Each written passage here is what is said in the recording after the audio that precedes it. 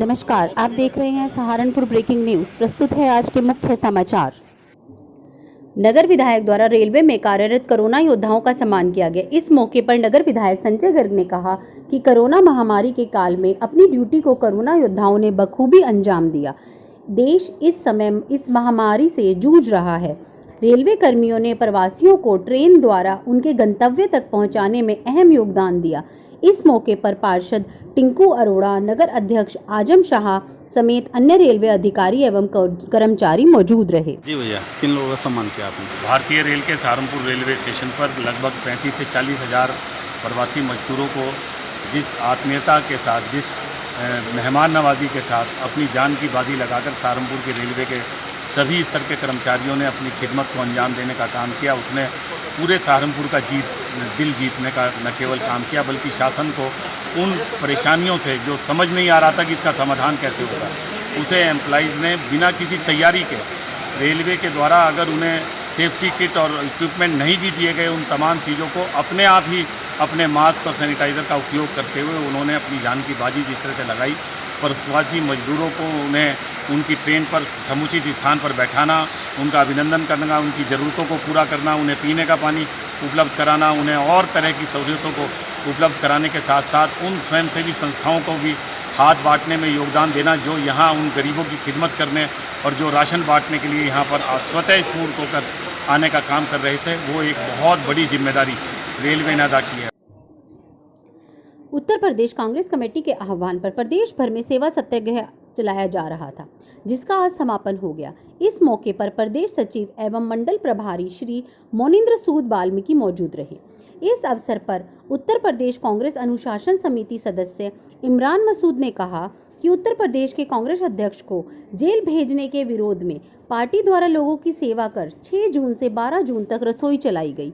ये पार्टी का विरोध करने का अपना एक तरीका है। इस बारे में आपका क्या कहना है? देखिए कि कांग्रेस का विरोध का तरीका है और हमने वो दिन तय किया था कि हमारे प्रदेश अध्यक्ष को आपने जेल में इसलिए डाल दिया कि वो लोगों की सेवा करना चाह रहे थे, मजदूरों की मदद करना चाह रहे थे। क्योंकि सरकार संवेदनहीन है, सरकार को न मजदूरों के छाले नजर आए, न मजदूरों के पेट की भूख नजर आई। और कांग्रेस के प्रदेश अध्यक्ष अगर उसमें प्रयास कर रहे थे तो उनको जेल में डाल दिया। तो हम उससे ज़्यादा सेवा कर करके हम लोग अपने विरोध को दर्ज कराने का काम करेंगे। नगर निगम द्वारा काशीराम कॉलोनी में पौधारोपण किया गया। इस मौके पर नगर आयुक्त ज्ञानेंद्र सिंह ने कहा कि नगर निगम को कार्बन न्यूट्रल बनाने का संकल्प लिया गया है। इसी के तहत विभिन्न स्थानों पर पौधारोपण किया जा रहा है और उन्होंने कहा कि हमें वातावरण को शुद्ध बनाने की बहुत आवश्यकता है। इसी अवसर पर सुषमा बजाज, पार्षद पति शकील अहमद और गोपाल शर्मा आदि मौजूद रहे। लगातार हम लोगों ने वृक्षारोपण का जो कार्यक्रम हमारा चल रहा है, उसी क्रम में आज यहाँ काशीराम कॉलोनी में हम लोग यहाँ पर आए हुए हैं और चौधरी साहब हैं हमारे साथ में और मैडम बजाज हैं और सभी हमारे साथीगण हैं, गोपाल शर्मा जी हैं। ये सब लोगों ने बीड़ा उठाया कि जहाँ जहाँ खाली जगह हमारी पड़ी हुई हैं उन सभी जगहों पर पेड़ लगाने हैं और पेड़ लगाने से एक तो वातावरण हमारा सही होगा। सबसे पहली बात जो हम लोगों ने संकल्प लिया था नगर निगम ने कि सहारनपुर नगर निगम को कार्बन न्यूट्रल बनाना है, उसके तहत हम लोग वृक्षारोपण कर रहे हैं कि इतना ज़्यादा ग्रीनरी कर दें कि 33% कवरेज उसका हमारा पूरा हो जाए। तो उसी तरह हम लोगों ने बहुत बृहद रूप से ये अभियान शुरू किया है।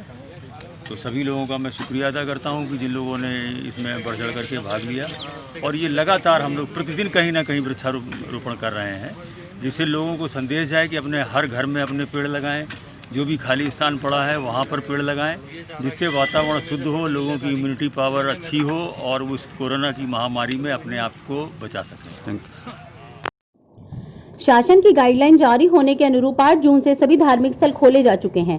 इसी को लेकर प्रशासन द्वारा सहारनपुर में भी सभी गाइडलाइन को पूरी तरह से ध्यान में रखते हुए सभी धार्मिक स्थलों पर कोरोना महामारी के चलते पूर्ण रूप से सैनिटाइजर किए जाने के बाद प्रशासन के एक विशेष अधिकारी द्वारा निरीक्षण करवाकर खोला गया।